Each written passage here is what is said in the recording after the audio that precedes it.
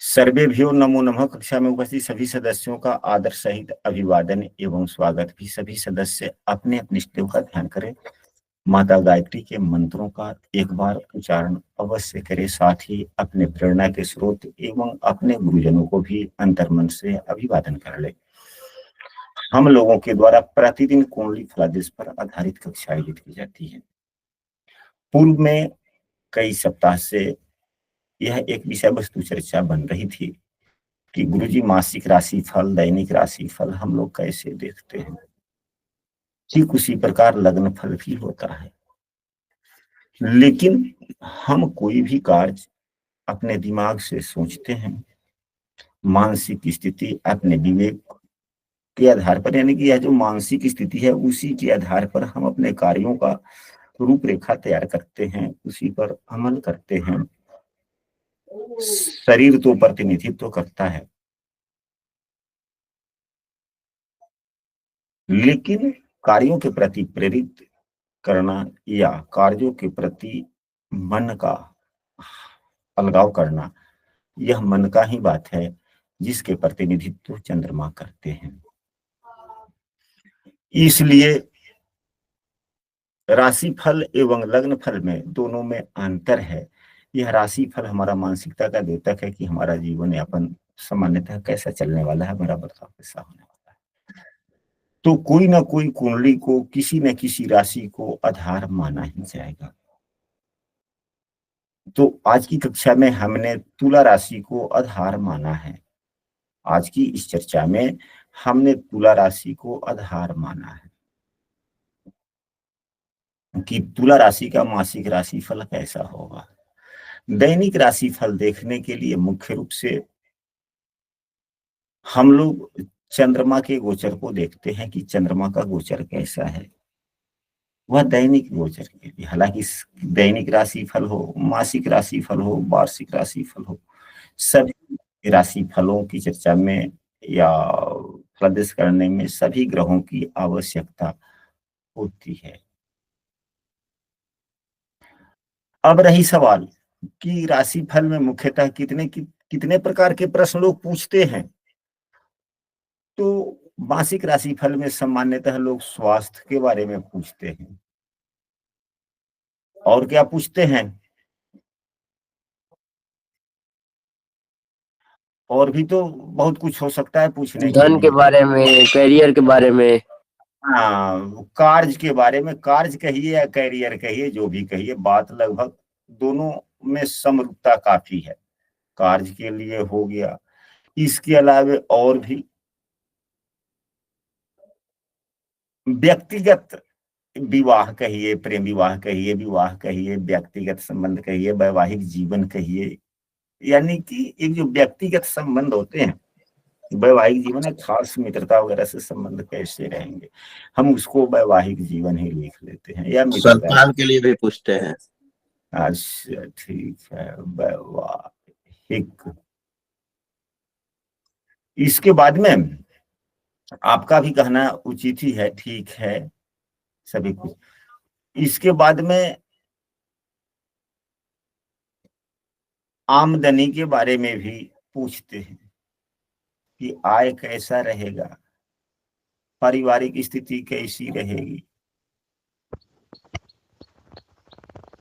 अन्य गुरु जी, तरह के कई लोग शेयर के बारे में, शेयर, लॉटरी, सट्टा, इनके बारे में भी कई लोगों के हाँ, रहते हैं विचार। ठीक, हाँ ठीक है, शेयर लॉटरी कई लोग नहीं, अधिकांशतर लोग करते हैं। तो यह रहा। इसके अलावा और भी कुछ पूछा जा सकता है, यानी कि प्रश्न तो अनगिनत होते हैं। जीवन के सामान्यतः कोई भी प्रश्न राशि फल में पूछा जा सकता है।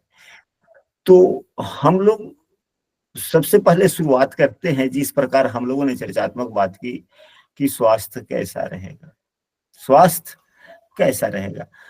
तो इसके लिए सामान्यतः वर्तमान में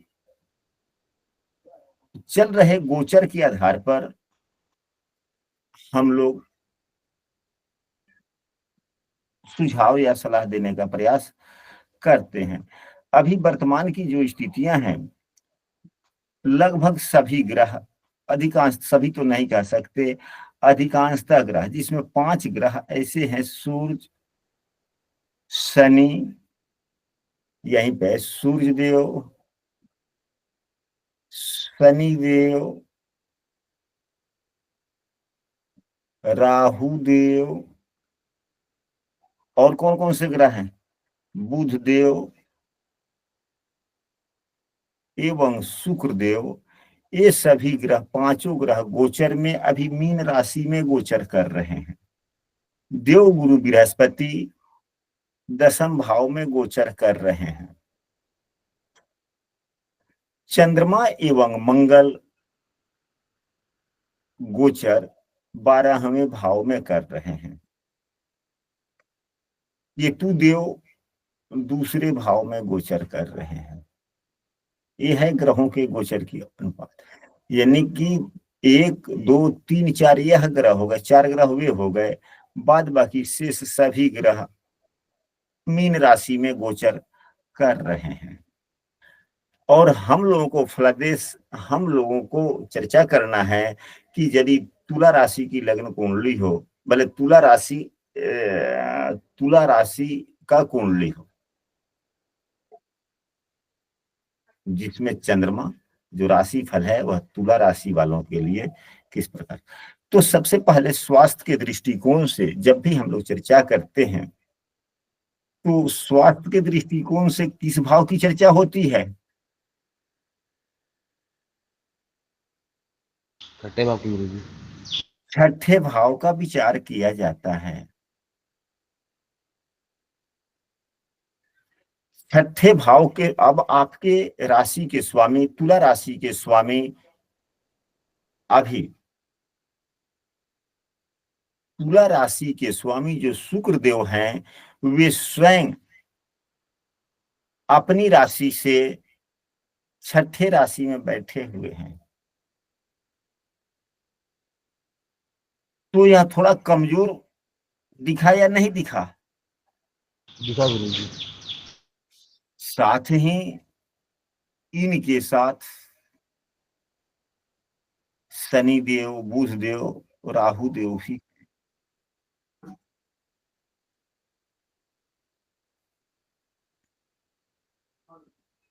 शनि देव तो काफी लंबे दिन रहेंगे, राहु देव भी अभी कुछ अधिक दिनों तक ही रहने वाले हैं। सूर्य देव तो 5-7 दिनों में यहाँ से राशि परिवर्तन कर लेंगे, यहाँ पर आ जाएंगे, कुछ ही दिनों की बात है। तो जब ही सूर्य देव का राशि परिवर्तन होगा, स्वास्थ्य से संबंधित कुछ अच्छा देखने को मिलेगा। अभी वर्तमान में स्वास्थ्य से संबंधित उम्र के हिसाब से कुछ अच्छा नहीं है, ठीक हम नहीं कह सकते, क्योंकि यह चंद्रमा जिस राशि में है, यानी कि राशि के स्वामी शुक्र देव अपने भाव से छठे हैं। छठे भाव के स्वामी, चंद्रमा से छठे भाव के स्वामी देव गुरु बृहस्पति हैं, वह भी चंद्रमा से 8वें भाव में ही हैं। इसलिए, और यह पूरे महीने रहेंगे, देव गुरु बृहस्पति पूरे महीने भी रहने वाले हैं छठे भाव के स्वामी 8वें भाव में। अतः यह कहा जा सकता है कि अप्रैल महीने पूरे अप्रैल महीने, अप्रैल 2025 पूरे महीने में स्वास्थ्य का हल्का फल्का उतार चढ़ाव आता रहेगा।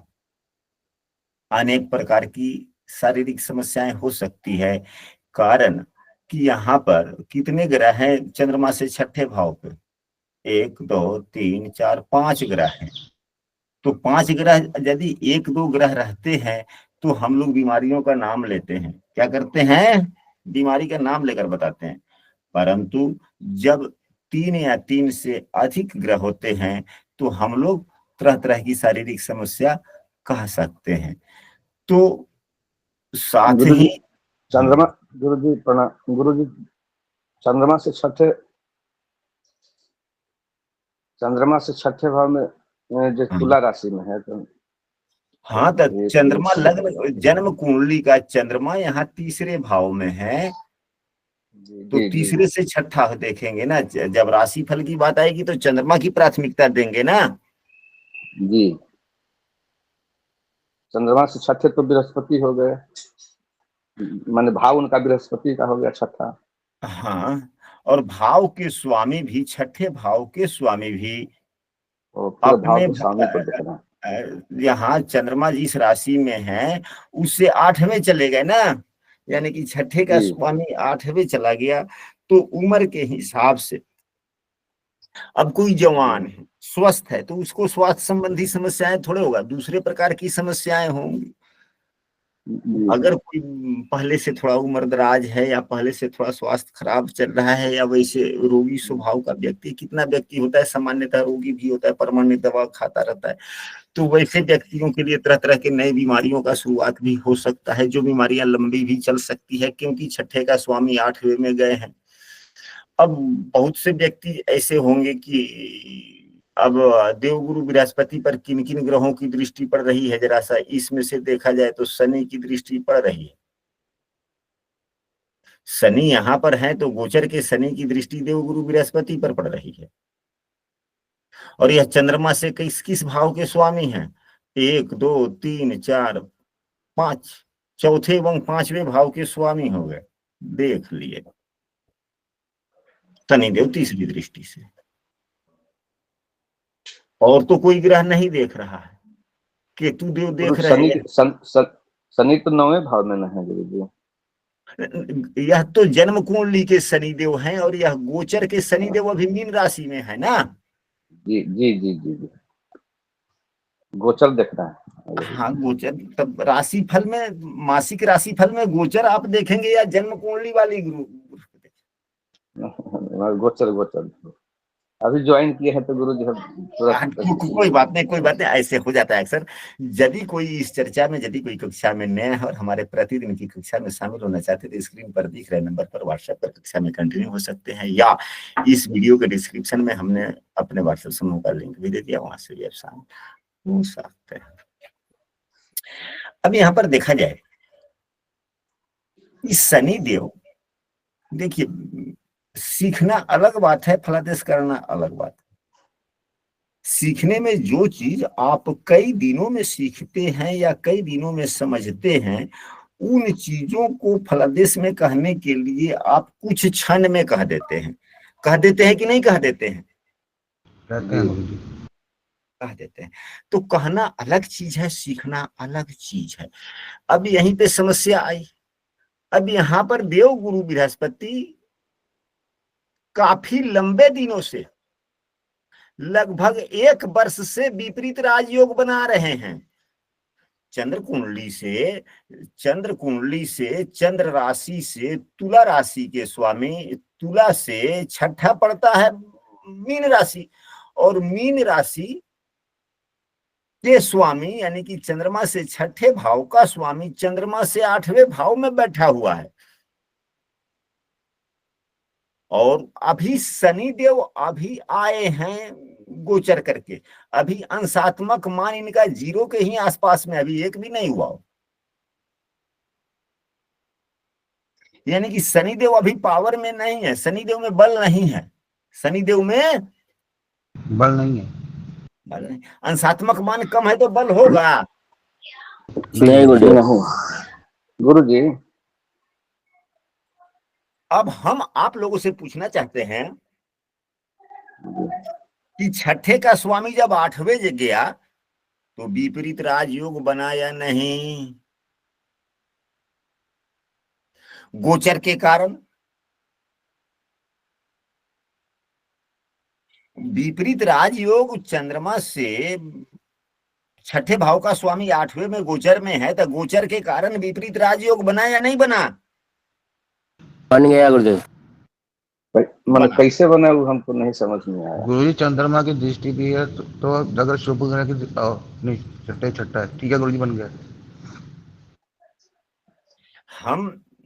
हम अपने मित्र महोदय से यह कहना चाहते हैं कि क्या आप यह जानते हैं, जानते तो अवश्य हैं, भूल रहे हैं, स्मरण नहीं हो रहा, कि विपरीत राजयोग कब बनता है? जब छठे भाव का स्वामी 8वें में बैठा हो या 12वें बैठा हो या छठे में बैठा हो तो विपरीत राजयोग बनता है, या 8वें का स्वामी 8वें में हो, छठे में हो, 12वें में हो तो विपरीत राजयोग बनता है। ठीक यही नियम 12वें भाव पर भी लागू होती है। क्या इतनी बातों को जी तो अब आप समझ जानते गए हैं ना? जी, समझ गए गुरु जी। तो अब यहाँ पर देखा जाए, यह गुरु के द्वारा विपरीत राजयोग भी बन रहा है। किसी योग कारक ग्रह के द्वारा दृष्टि नहीं है। अगर एक शनि की दृष्टि गुरु पर पड़ रही है तो शनि देव चौथे पांचवें भाव के स्वामी है, योग कारक हैं, लेकिन अभी 2 4 5 रोज ही पहले इस राशि में आए हैं। उससे पहले चंद्रमा से 5वें भाव में थे, स्वराशि के थे। अभी यहाँ आए हैं, इनकी दृष्टि पड़ रही है। अभी अंशात्मक मान से बल ही नहीं है, अभी पावर में नहीं है। तो ऐसे व्यक्ति यदि उसके लग्न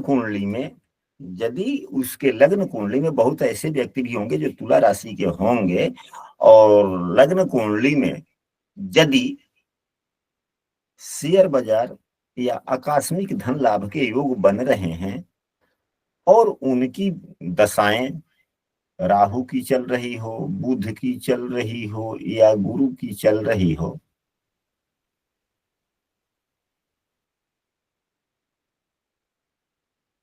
या चंद्रमा की चल रही हो, तो उसे शेयर लॉटरी बाजार में अभी लाभ होने की संभावनाएं दिख गई कि नहीं दिखा?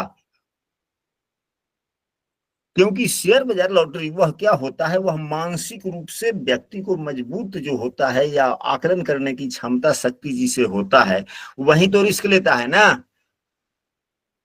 जी गुरु जी। और 8वां भाव आकस्मिक सोच का भी है, तो उसमें देव गुरु बृहस्पति भी बैठे हुए हैं। चंद्रमा से छठे राहु भी है। छठे भाव का राहु राजयोग प्रदान करता है।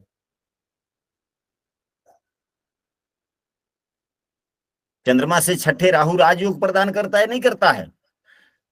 या सीधे चंद्रमा से छठे नहीं, सीधा हम लोग यह कहेंगे कि कुंडली के तीसरे, छठे एवं 11वें भाव में यदि राहु देव होते हैं तो राजयोग देते हैं।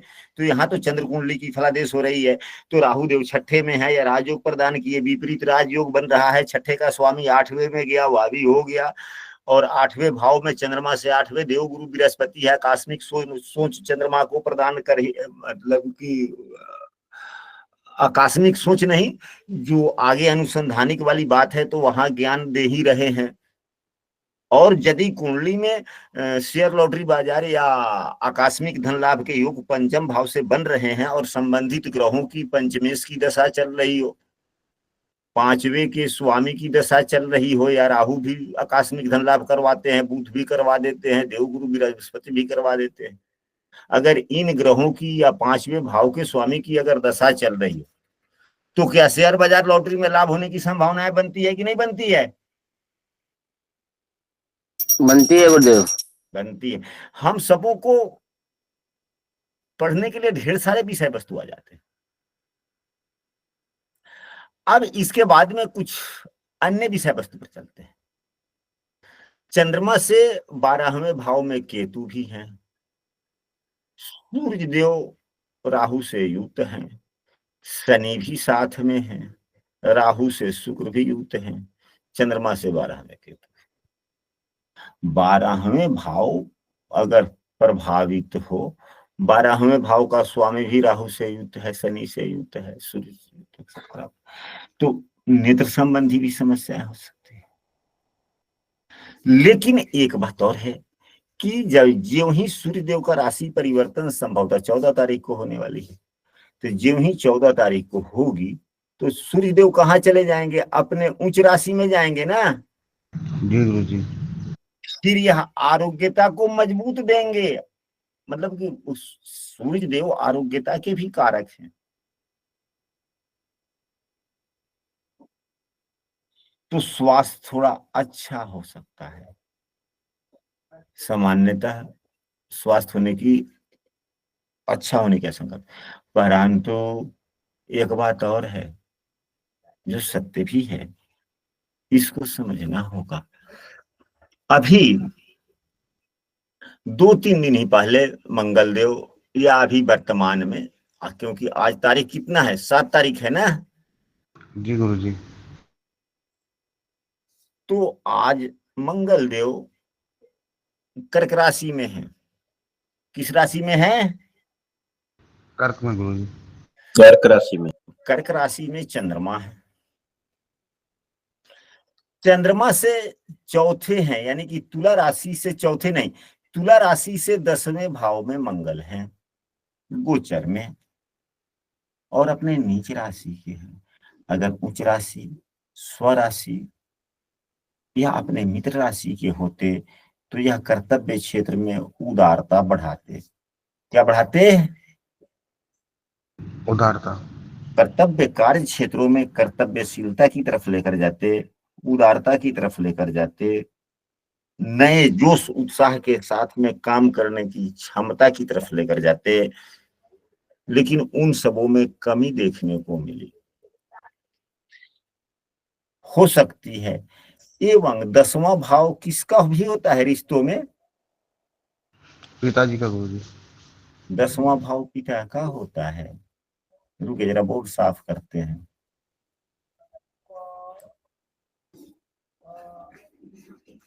कहाँ गया कर्सर? जो है यहाँ कर्सर वेक हो जाता है कभी कभी।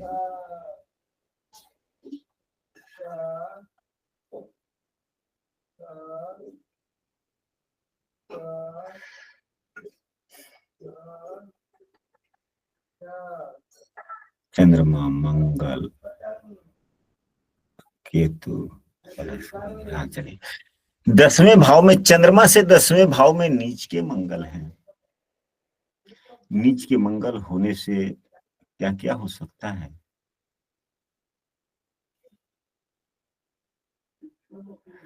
तो कार्य क्षेत्रों में मंगल देव जिस भाव में होंगे, मानसिक स्थिति उस भाव के लिए अच्छी नहीं मानी जाएगी। वह उग्रता, क्रोध, बेवजह समस्या दे सकते हैं। तो सुझाव देना चाहते हैं, सलाह देंगे हम लोग कि अभी जो आप अपने कार्य क्षेत्र में जहाँ काम करते हैं, आप कार्य क्षेत्र में संतुलित वाणी बोलें। हो सकता है जितना हो सके सिर्फ काम करने का प्रयास करें, अपने आप को नियंत्रित रखें, फिजूल किसी से ना बोलें, किसी की प्रत्युत्तर यदि आवश्यकता न हो तो ना दें, या बाद में प्रत्युत्तर देने के लिए कह के टाल जाएं, क्योंकि मंगल क्या है? अग्नि तत्व का है और बड़ा जल्दी क्रोधित बनाता है। हो सकता है। गुरु जी, नीच भंग से कोई प्रभाव नहीं पड़ेगा क्या? नीच भंग कितने दिनों के लिए है ये तो चंद्रमा गोचर में है ना, तो 2-2.5 दिन ही ना। जी गुरु जी। और यहाँ तो चर्चा पूरे महीने की हो रही है ना। अभी आज नीच भंग हो रहा है, अभी यहीं पे देखा जाए। बहुत अच्छा आपने किया। अब यहाँ पर अच्छे योग बन गए शेयर सट्टा लॉटरी के। शेयर सट्टा लॉटरी के अच्छे योग बन रहे हैं।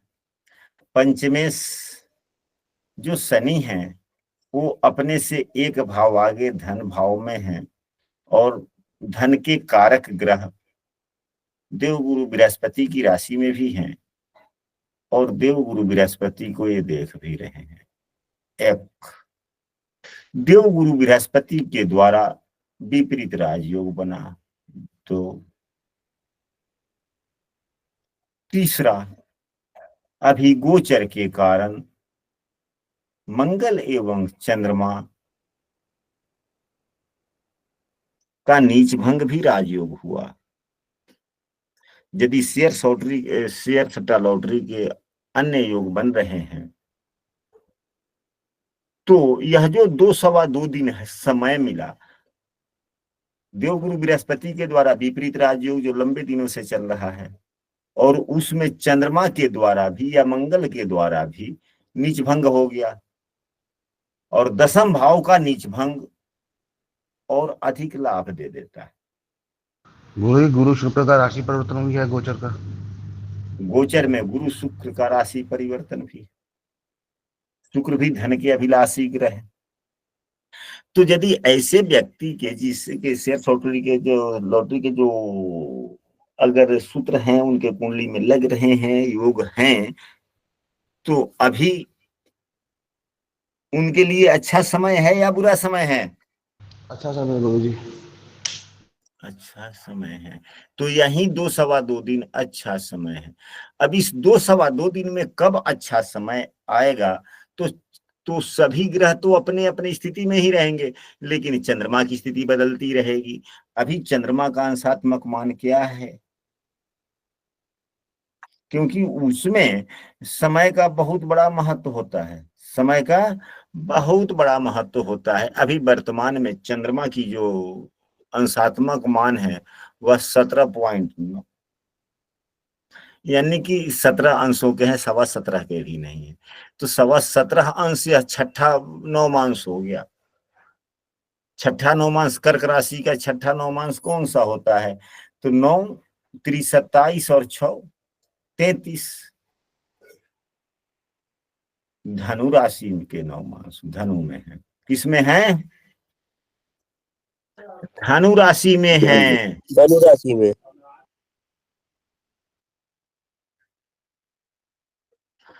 तो अभी यह उग्र राशि में चले गए, जल तत्व के हैं, एवं चंद्रमा स्वयं कुंडली के तीसरे भाव में है। तीसरा भाव पराक्रम का होता है, उग्रता का होता है, वहीं पे जल तत्व का चला गया तो अभी नहीं। अब ज्यों ही अंशात्मक मान 20 अंशों से चंद्रमा का अधिक होगा तो चंद्रमा यहाँ पर आ जाएंगे चौथे भाव में, या चंद्रमा फिर उसके कुछ क्षणों के 2 4 6 घंटों के बाद में चंद्रमा यहाँ पे आ जाएंगे। तो यह जो समय होगा अंशात्मक मान, यह उत्तम हो सकता है कि नहीं हो सकता है? या अभी का वर्तमान का अंशात्मक मान उत्तम होगा?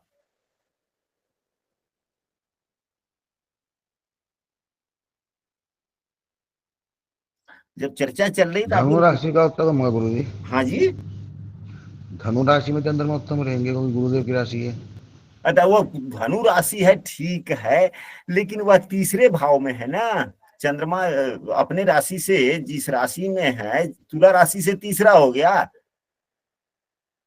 जी गुरु जी। तो तीसरा नौमांश तो तीसरा है ना। चंद्रमा से वह हम लोग यही पढ़ते हैं ना कि चंद्रमा जिस राशि में है नौमांश में, वह राशि लग्न कुंडली में कहाँ है देखा जाए। क्या जी गुरु जी। अपनी स्थिति से शुभ भाव में है? तो नहीं यह गुरु जी। चौथा पांचवें भाव में जो राशि पड़ी हुई है, क्योंकि चंद्रमा तो किसी को शत्रु मानता ही नहीं।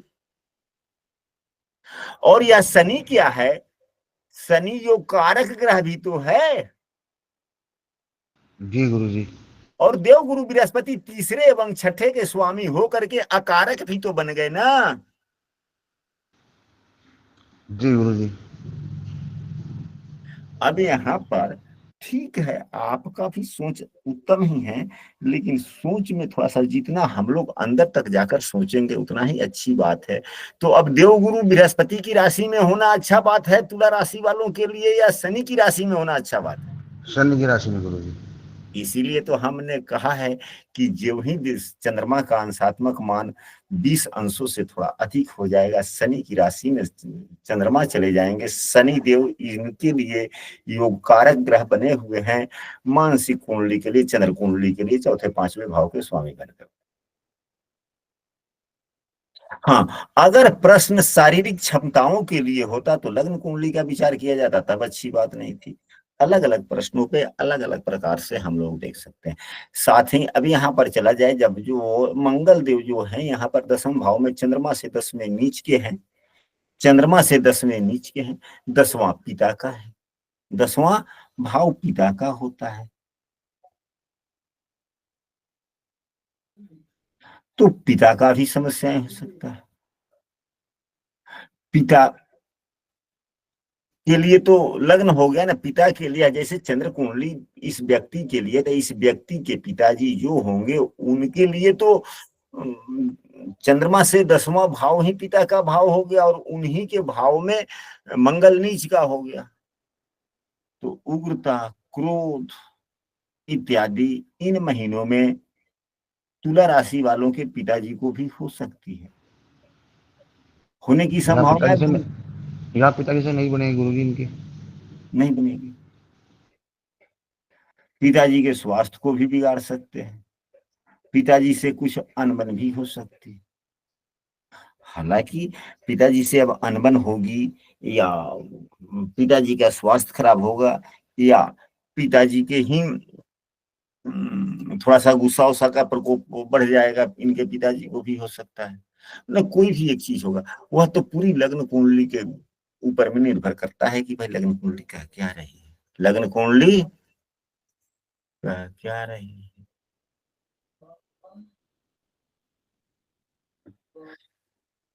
रही अब कार्यों के बारे में, हालांकि विषय वस्तु हम लोग टॉपिक पर मुख्य रूप से हम नहीं बोल पाए हैं, समझने समझाने की बात चर्चा हो जाती है, थोड़ा लंबा हो जाता है क्लास।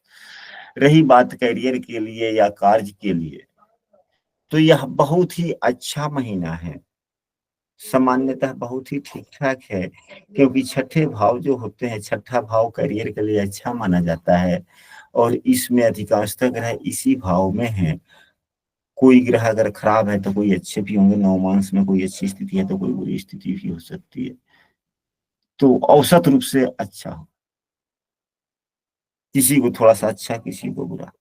यानी कि हम ऐसे कह सकते हैं कि कार्य क्षेत्रों में भी कई बार समस्याएं देखने को आ सकती है।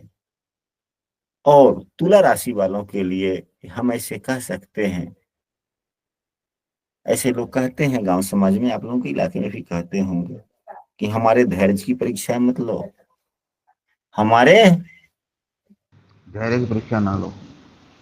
तो ऐसी ही स्थितियां हैं। अब यहाँ पे छठा भाव से तो चुनौती देखा जाता है, चुनौती स्वीकार करना, उसी को तो कंपटीशन कहते हैं ना, उसी को तो परीक्षा कहते हैं ना।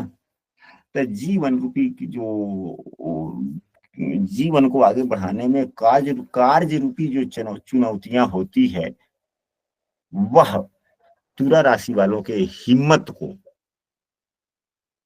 धैर्य को परखने का काम करेगा, क्योंकि इसमें 5 ग्रह है। लेकिन सूर्य देव को छोड़ दिया जाए तो अधिकांश बाद बाकी ग्रह तो सभी रहेंगे छठे माह तक, पूरे महीने तक। तो कोई ग्रह अच्छे फल देंगे तो कोई बुरे फल देंगे, तो उठापटक वाली बात होगी, कभी समस्याएं आएंगी, कभी अच्छा होगा। और छठे भाव में शनिदेव आए हैं, तो शनिदेव तो पापग्रह हैं, लेकिन ये बलहीन है, पावर में अभी नहीं है। बुध एवं शुक्र नैसर्गिक शुभाग्रह भी है, ये शत्रुओं को जल्दी जवाब नहीं देते, शत्रुओं को जल्दी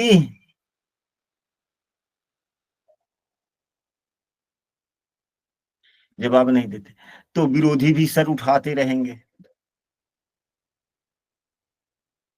और विरोधी भी क्या करेंगे, परेशान करने में कोई कमी नहीं छोड़ेंगे, क्योंकि शनि राहु भी है।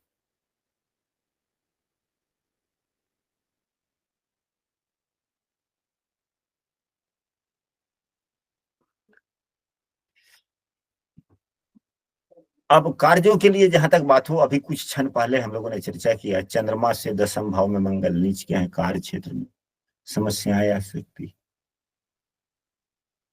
पूरे महीने। मंगल अपनी नीच राशि में होने के कारण कभी कभी कार्य क्षेत्रों में अनावश्यक रूप से हम कुछ बोलेंगे, अच्छी स्थितियां नहीं होगी। अगर हम कुछ वैसी बात बोलते हैं, वह व्यक्ति सामने वाला हमारी बातों को पकड़ लेगा और उसी के सहारे हमारे कार्यों में नुकसान पहुंचाएगा, इसलिए अत्यधिक बातों से बोलने से बचिए। लेकिन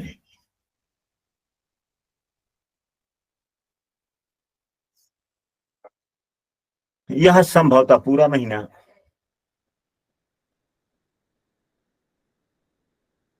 देव गुरु बृहस्पति 8 और 9, जो व्यक्ति व्यवसाय वगैरह करता है उसके लिए, या नौकरी नहीं, व्यवसाय और नौकरी दोनों में अंतर होता है कि नहीं होता है? होता है गुरु जी। व्यवसाय करने वालों के लिए ठीक ठाक है यह, व्यवसाय करने वालों के लिए अच्छी बात है, क्योंकि व्यवसाय भाव कौन होता है? 7वां भाव गुरु जी। 7वां भाव होता है। 7वें भाव के स्वामी मंगल देव नीच के तो हैं, परंतु लाभ अच्छे ही देने वाले हैं।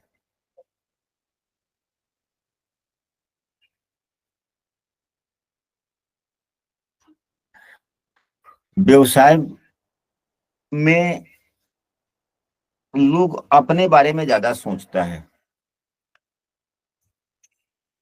व्यवसाय में लोग अपने बारे में सोचते हैं ज्यादा।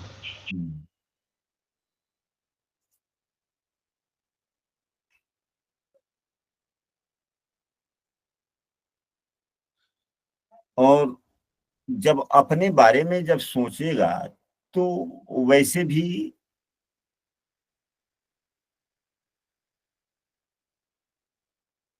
अच्छा ही फल देगा, तो इनके गुण और बढ़ जाएंगे, यानी कि स्वार्थी बना देगा। यानी कि मंगल अगर मेष का है तो बड़े उदार बनाएगा वो, लेकिन नीच का हो गया, खराब हो गया तो स्वार्थी बना देगा। यानी कि व्यक्ति अपने लिए सोचेगा और वह ऐसी बात बोलेगा कि सामने वाले को तकलीफ भी ना हो और हमारा काम बने, क्योंकि चंद्रमा से 10वें है वो, चंद्रमा से 10वें हैं। 10वें हैं मंगल, और नीच का हो गया तो उन्नति तो दिखलाएगा। गुरु जी व्यापार भाव से चौथे हो गए, वो भी चंद्रमा की राशि है, तो माहौल भी सही मिलेगा।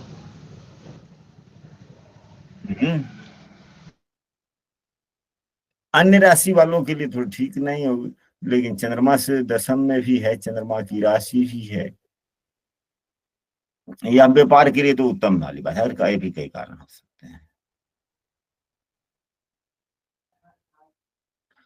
और इस महीने में खास करके चंद्र कुंडली से भी दाम्पत्य जीवन के लिए 7वां भाव को देखा जाता है, और यह चंद्र कुंडली से 7वें भाव के स्वामी मंगल देव 10म भाव में नीचे होकर के बैठे हैं। यदि कोई व्यक्ति अपने जीवन साथी के साथ या जीवन साथी के नाम से जो व्यक्ति काम कर रहे हैं, उनके लिए थोड़ा तरक्की के योग कुछ ज्यादा ही बन जाएंगे।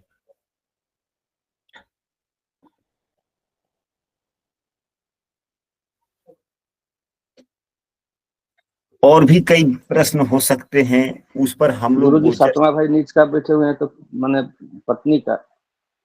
हाँ, चंद्रमा से 7वें भाव से पत्नी का विचार किया जाता है, लग्न से भी 7वें से पत्नी का विचार किया जाता है, दोनों से किया जाता है। तो यहाँ तो राशि फल में 7वें हम भाव लोग का 7वें भाव का स्वामी नीच का हो गया, तो नीच का हो गया तो उस पर क्या? 7वें का स्वामी नीच का होकर 10म में है, 10m में है जी। तो फलादेश किस भाव का हो रहा है? व्यवसाय का हो रहा है ना जी। कभी कभी हम कुछ जानबूझकर ऐसे स्टेटमेंट बोलते हैं जो आप लोगों को सोचने पर मजबूर कर दे एवं पूर्व की बात में टटोलने का प्रयास देते। हमने एक बार नहीं कई बार कहा है कि केंद्र भाव का स्वामी यदि केंद्र भाव में ही अगर नीच का हो जाए तो वह नीच नहीं माना जाता है, एक प्रकार से वह नीच भंग ही होता है। तो चंद्रमा से केंद्र में 7वें भाव का स्वामी चंद्रमा से ही, मतलब कि चंद्र कुंडली का ही फलादेश किया जा रहा है। तो यह तो तुला लग्न की कुंडली मान ली गई, तुला लग्न की कुंडली मान ली गई। तो इस लग्न से केंद्र में पड़ी हुई राशि के स्वामी अपने से केंद्र में, इस राशि से केंद्र में ही नीच का है, तो यह भी एक प्रकार का नीच भंग राजयोग ही है। धन के लिए हो गया अच्छा गुरु जी। तो फिर तो चर्चा व्यवसाय पर थी ना कि व्यवसाय अच्छा होगा या बुरा, क्या सुनील जी? जी गुरु जी जी। जी जी तो प्रश्नों के अब व्यवसाय। वैवाहिक जीवन कैसा होगा वह तो अलग बात है। जी जी हम यही सोचे कि दाम्पत्य जीवन में कुछ नहीं होगा तो वो तो गड़बड़ हो जाएगा, क्योंकि वह जीव तत्वों से संबंधित बात है, वह अलग हो गया। व्यवसायिक जीवन अलग बात हो गया। तो और भी हम लोग बहुत कुछ देख सकते हैं, पढ़ाई लिखाई के भी बारे में देख सकते हैं। जीव तत्वों से अगर जो देखना हो तो क्या होगा गुरु जी? तब गड़बड़ हो गया ना। जी तो तब तो गड़बड़ हो गया, और काफी गड़बड़ हो गया। वही कहने का मतलब है। हाँ, लेकिन मंगल भी यह गोचर के कारण नीच के हैं, तो वह कोई खास उतनी नहीं समस्याएं आएंगी। अगर पूर्व से भी कुंडली में अगर दाम्पत्य जीवन में समस्याएं चल रही है या समस्याएं हैं, लड़ाई झगड़े के योग हैं, तो इस महीने में जो है थोड़ा ज्यादा ही लड़ाई झगड़ा होने की संभावना है। और जिसकी कुंडली में अच्छे योग बन रहे हैं उनके लिए ठीक ठाक है। यानी कि लग्न कुंडली चंद्र कुंडली में पूर्व से अगर बुरे योग बने हुए हैं तो थोड़ा उनकी समस्याएं ज्यादा बढ़ जाएगी। अगर कोई बुरा योग नहीं बना हुआ है तो महीने 1.5 महीने में क्या फर्क पड़ता है? कुछ समस्याएं आएंगी, हल्का फुल्का मनमुटाव हो सकता है गुरु जी को। हल्का फल्का होगा, फिर अपने आप ठीक हो जाएगा। अब बातें स्पष्ट हुई? जी जी जी तो आशा करते हैं कि आज की पूरी विषय वस्तु आप लोगों को समझ में भी आया होगा और अच्छा भी लगा होगा। और फिर यदि